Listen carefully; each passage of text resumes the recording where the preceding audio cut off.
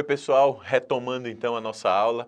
Eu queria, antes de retomar a parte de administração pública gerencial, só dizer para vocês o seguinte, lá no slide 6, quando a gente estava falando da evolução do DASP, eu terminei mencionando para vocês, estava lá no slide, digitei errado e passou batido, passou rápido, que o DASP teria sido transformado em Departamento Administrativo do Serviço Público na ditadura militar. Não faz sentido, né, pessoal? Ele já era Departamento Administrativo do Serviço Público.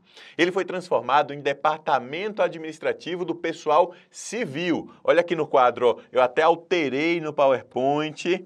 Aqui, ó, Departamento Administrativo do Pessoal Civil, só para ninguém se confundir, por favor, tá certo? Agora vamos para frente, a gente retoma lá no slide 14, que a gente já viu até o 13, falando do PDRAE. Os principais projetos do PDRAE foram, primeiro, o projeto Avaliação Estrutural, que consistia em examinar, de forma global, a estrutura do Estado para criar uma estrutura organizacional moderna, ágil, permeável à participação popular. V, é estrutura organizacional. O projeto Agências Autônomas, que buscava atuar especificamente na área de atividades exclusivas do Estado e que buscava a transformação de fundações e autarquias em agências autônomas, com maior flexibilidade de gestão e maior facilidade para atingir os fins públicos. Aqui buscava-se a contratação por meio de contratos de gestão firmados com a administração indireta, e a administração indireta ganharia maior flexibilidade para atingir os seus objetivos.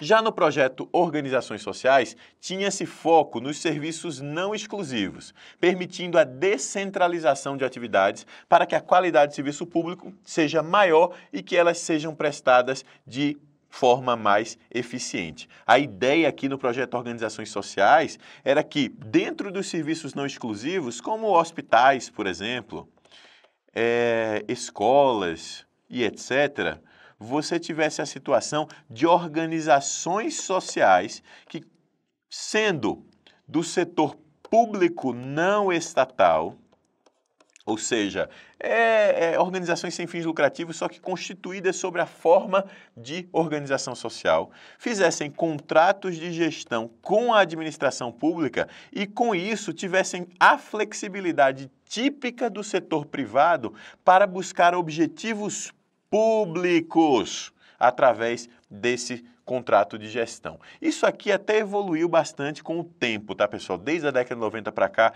hoje a gente já tem escolas, já tem hospitais que são contratados por meio de organizações sociais para isso. Houve até outros modelos que surgiram depois, mas a ideia central de pegar os serviços não exclusivos e passar para o setor público não estatal evoluiu dentro da administração pública brasileira.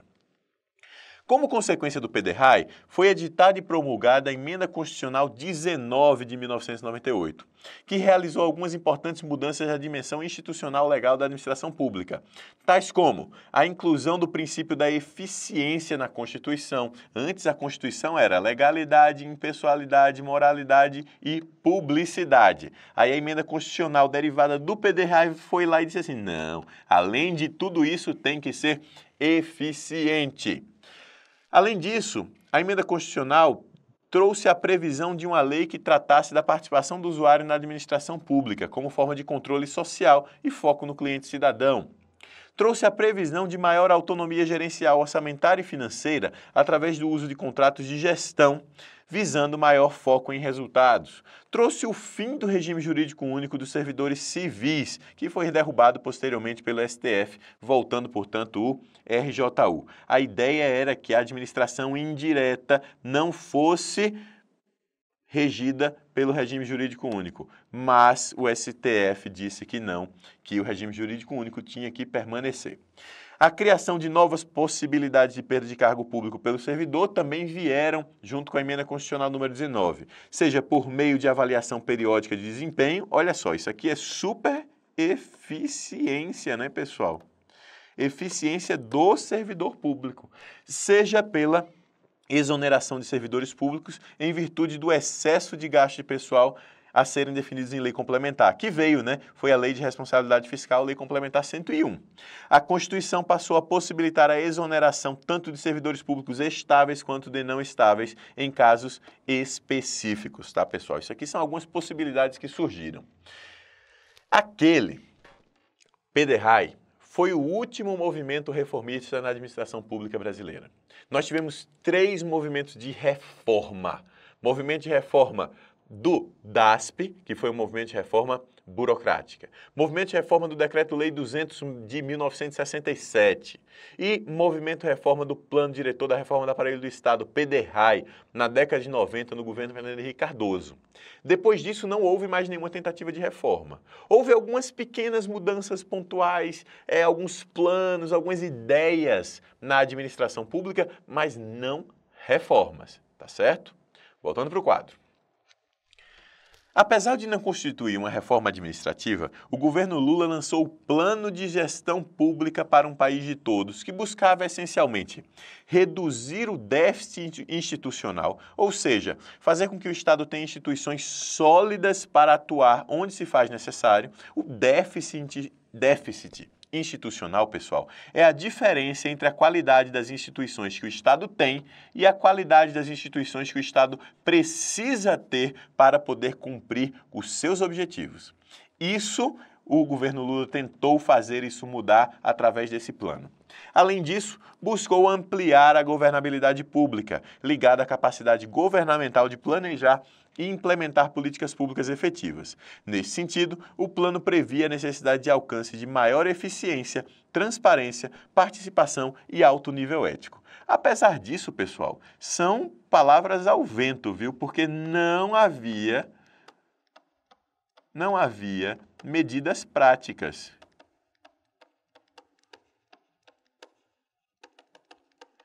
Não havia medidas práticas em relação a esse plano. O que havia eram apenas ideias. Além disso, o plano falava nesses seguintes princípios. O Estado é parte essencial da solução e tem que ser considerado. O cidadão é o beneficiário principal. O plano de gestão pública é uma definição de governo.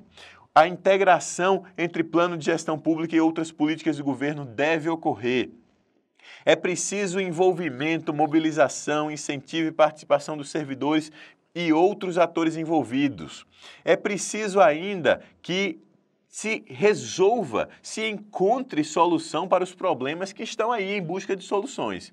E é preciso considerar o pluralismo de instrumentos, ferramentas e metodologias, não se deixando levar por modismos gerenciais da época. Como eu já falei para vocês, né? Esse plano não trouxe um modelo novo de gestão pública, apenas tentou trazer novos princípios a serem considerados, mas terminou que não gerou grandes mudanças práticas na administração pública.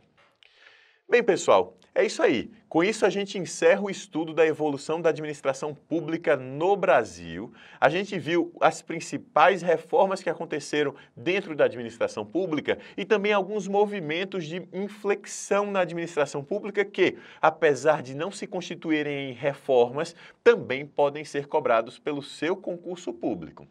Recomendo fortemente, acho que pela 3ª vez nessa aula, vá para o PDF, estude pelo PDF em profundidade esse assunto. Vá no final da aula, faça os exercícios e depois veja as questões comentadas para tirar qualquer dúvida que você ainda possa ter. É isso aí. Deixa um abraço então e até a próxima. Tchau, tchau.